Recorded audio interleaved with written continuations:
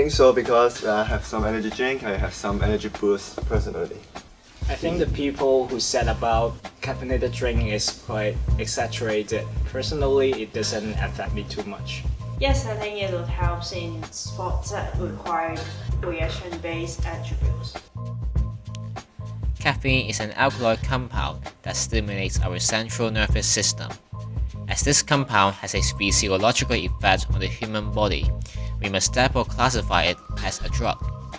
This raises the key question: does caffeine really enhance the performance of athletes, and if so, should we be allowed to take it before competitive athletic activities? This question has always been considered a controversial topic, so much so that until 2014, the World Anti-Doping Agency labeled caffeine as a performance-enhancing drug and banned the substance in all Olympic Games. Around the world, several corporations specializing in caffeine production use sports teams to market their products and thus popularizing them within the sports industry. Many athletes, such as Major League MVP George Hamilton, use caffeine as a performance-enhancing drug, claiming that it offers them a physical and mental boost. After drinking the caffeine drinks, I feel nervous and kind of alert. Physically, I feel boost. Mentally, I feel hyperactive. To better understand this phenomenon, we carry out a set of experiments that would test the effect of caffeine on athletic performance. In these experiments, we decided to test three athletic attributes. Firstly, accuracy. The reason for testing accuracy was to see how caffeine would affect some of our mental attributes, such as coordination and precision, as these experiments would not test anything related to physical strength or endurance. Secondly, strength. In testing strength, we wanted to analyze the more physical effects of caffeine. In carrying out this experiment, we hope that we will be able to spot the differences in the correlation between caffeine consumption and performance, in comparison to the accuracy test. The final test would look at speed, in its own way, a combination of physical and mental powers, such as explosive power, coordination, and reaction time. There was a total of 10 participants, of which 6 were male and 4 were female. We decided to give half of the participants decaffeinated coffee, telling them that they would not be consuming any caffeine. But we did not tell them whom they were. This helped us to remove any placebo effect. In order to carry out these experiments, we needed the following things: tennis court, tennis balls, strings, and a target. For the accuracy test, a target would be set up 8 meters away from the participant, who would then attempt to throw a tennis ball at it.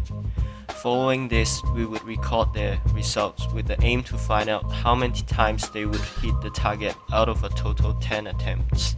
For the second experiment, we went ahead and tested brute strength. Participants stood at one end of a tennis court and attempted to throw the ball across the court.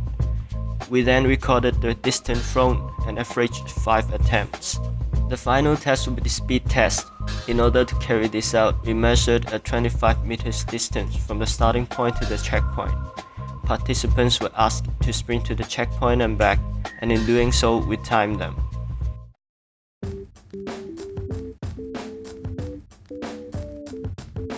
In the accuracy test, we found that there was no notable relationship between the consumption of caffeine and throwing accuracy. For strength, we noticed that participants were able to throw slightly further after consuming regular coffee, while no improvement was observed after consuming decaffeinated coffee.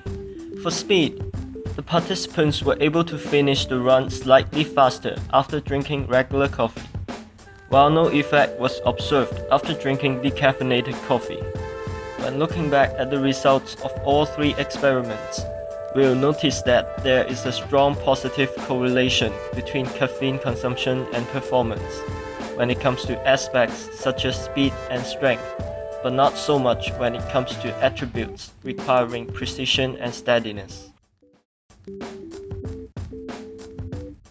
Yes, I will drink coffee in the morning because it helps to wake me up. No, it will make me active but unable to focus. Yes, sometimes I need to be an all-nighter, so I need to drink coffee to stay awake and be active. In 2005, a group of scientists decided to test the effects of caffeine on 31 military special op personnel. During the next 3 days, participants were put through a series of tests. During these tests, half of them were given measured dosages of caffeine gum. The other half conducted the experiment under the placebo effect. On the first day, participants were put through a 6.5-kilometer run. The test of day 2 was carried out at night and involved an overnight period of sleep deprivation. During the all-nighter, the soldiers were asked to carry out a control observation and reconnaissance vigilance task. On the final day, the participants were put through a marksmanship test. When we look at the results of the 3 tests, we notice that the marksmanship did not seem to change when compared to the results of those under the influence of caffeine. However, the observation and running test seemed to show the opposite. The results of these 3 experiments actually link fairly well to ours. Firstly, the experiments requiring muscular strength or endurance and attention or reaction time seem to be strongly influenced by the caffeine. However, activities require aim showed otherwise. In 1973, an experiment showed that for 99% of people, caffeine could be absorbed by the body within 45 minutes. Furthermore, they were able to prove that due to caffeine's inability to be diluted by water, it was actually able to pass through any biological membrane, creating vast amounts of short-term effects on the human body.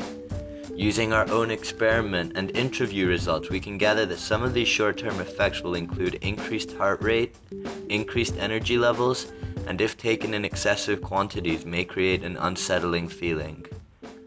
As far as the long-term effects of caffeine go, a study into the effects of caffeine showed that one of the most harmful effects of caffeine is people's tendency to become addicted to the substance, which can create a wide variety of dangerous symptoms during withdrawal, ranging from nausea to vomiting. So, does the consumption of caffeine offer athletes a short-term physical and mental boost? Firstly, from our experiments, we were able to understand that caffeine does in fact offer athletes a boost when it comes to physical attributes such as strength and speed. It also stimulates our brain and central nervous system, making us more active and alert, but for the same reason, it may give us an unsettling feeling that will affect aspects such as accuracy.